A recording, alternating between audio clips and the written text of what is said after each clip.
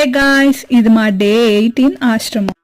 పొద్దున్నే వెళ్ళి యోగా చేసి ఆ రోజు వెదర్ అయితే చాలా బాగుంది. ఇంకా ఎవ్వరంకి యోగా హాల్ కదలేదు, అందరం ఇంకా అక్కడే ఉండి ఆ వెదర్ అంతా ఎంజాయ్ చేసి చుట్టుపక్కల ఇంకా రివర్ దగ్గరికి వెళ్ళి వాటర్ అయితే అలా ఫ్లో అవుతూనే ఉంది. మేమైతే చాలా పెద్ద వర్షం పడుతుందని అనుకున్నాం.